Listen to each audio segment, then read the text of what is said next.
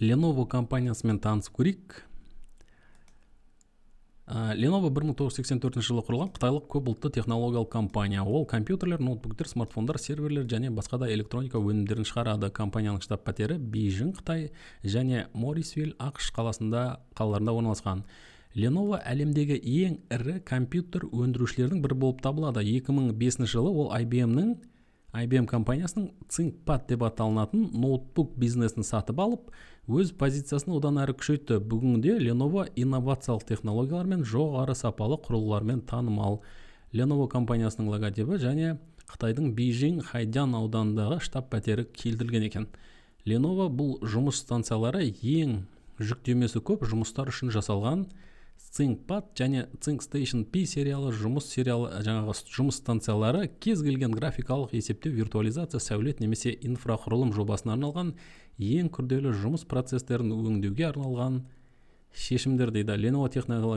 Lenovo бұл технологияның шыңы депті. Lenovo'ның ThinkPad сериялары Intel Xeon процессорлары орнатылған, сонымен қатар Nvidia компаниясының GPU видеокарталары және сіздің барлық жұмысыңыздың жүктемесін көтеруге дайын деген екен. Бұл компанияның жаңағы ThinkStation деп аталынатын мына модельдері ThinkStation, оның PX, P7 және P5 деп аталынатын жұмыс станциялары бұл революциялық корпус дизайны, Intel'дің соңғы Xeon процессор технологияларын және жетілдірген Nvidia RTX қолдайды дейді.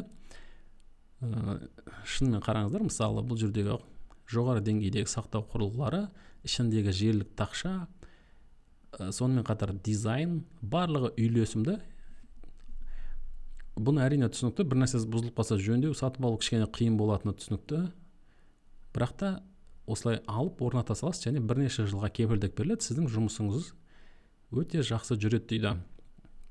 Өсіп келе жатқан бизнестерге арналған сенімді IT инфрақұрылым. Мысалы, сіздің бизнесіңізді дамытуға көмектесеміз. Сол үшін Lenovo компаниясы мынандай шешімдерді ұсына алады. Соның ішінде ThinkSystem Tower және Rack серверлері, олар Intel процессорларымен қамтылған. Мысалы, Lenovo ThinkSystem Tower серверлері, Lenovo ThinkSystem Rack серверлері, Lenovo ThinkSystem басқа да серверлері келтірілген екен. Мысалы, соның ішінде Tower серверлері немесе Lenovo Rack серверлерін көруге болады депті. Олай болса, Lenovo компаниясының ресми сайтына барып көрейік. Lenovo ресми сайты Қазақстан үшін немесе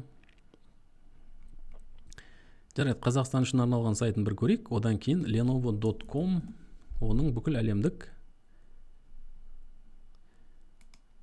жаңағы com сайтын көрейік. Жарайды. Так, бұл жерде не деген екен? Настольный ноутбук и жаңағы персональный компьютер дейді. Бұл компанияның жаңа айтып кеткендей, қай компания? IBM компаниясының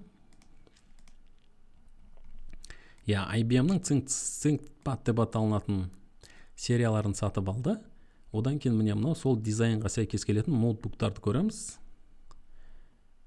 Так, ноутбуки. Бұл компанияның міне жаңағы ноутбуктар сериясы, брендтері жақсы, танымал. Соның ішінде ThinkPad, ThinkBook, IdeaPad, Yoga, Legion деген ойынға, жұмысқа арналған модельдерін көреміз. Және сапасы қазір жақсы болып келеді. Мына жерде міне жұқа және жеңіл ойын ноутбуктары немесе жылжымалы жұмыс станциялары, Windows 11 операциялық жүйесімен келетін нұсқаларын көреміз.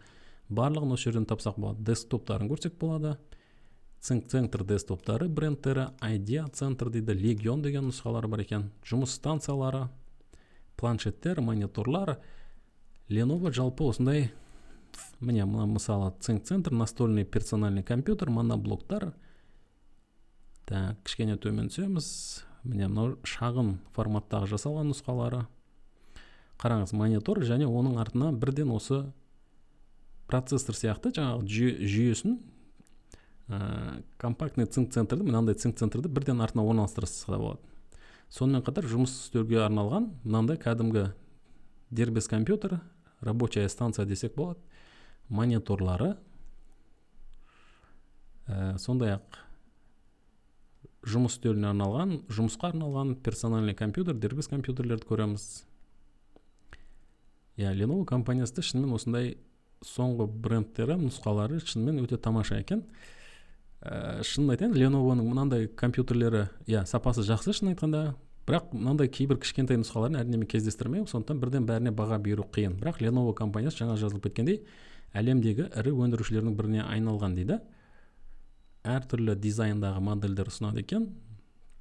Мынау моноблоктары болса керек. Одан кейін Lenovo Legion деп аталынатын жұмыс үстелге арналған дербес компьютерлері, жоғары өнімділікке арналған, ойынға арналған модельдері. Ол жердегі жоғары деңгейдегі видеокарталар бар, процессорлар бар. Тағы қандай өнімдері бар екен? Планшеттер, жұмыс станциясы. Сонымен қатар бұл компанияның шағын және орта бизнеске, ірі бизнеске арналған серверлері, сақтау SSD-ларын көреміз, система хранения данных. Соның ішінде серверлері AMD немесе Intel негізінде болуы мүмкін. Бізге кез келгенін көруге болады, мысалы AMD нұсқаларын көрейік. Соның ішінде 1 юниттік немесе 2 юниттік серверлерін көреміз. Олар жоғары деңгейдегі гибкий, икемді және тұрақты отказоустойчивый IT инфраструктура жасауға мүмкіндік береді дейді. Соның ішінде AMD компаниясының EPYC деп аталынатын процессорлар сериясын қолданады екен. Сөреге орнатылатын RAC серверлерді көреміз. Модельдері мысалы R645 моделі. Үстінен басып көрейік. Форм-фактор стойка 1U деп жазыпты мына жерде. Бұл процессордың ішінде 2 AMD сериясының EPYC 4-ші буын мен 5-ші буын поколение процессорлар болады. 24 DDR5 DIMM жедел жад модульдері болады. Сонымен қатар қосымша 3 PCI 4-ші буын слоттары бар, немесе PCI 5 слоттарында кейбіреуіне қосуға болады екен. Сонымен қатар графикалық процессорларды қоссақ та болады, немесе 16 сыртқы сақтау құрылғыларын жаңағы дискілерді қоса аламыз депті. Мына жерде кішкене деталь түрде келтірілген екен бейнелері.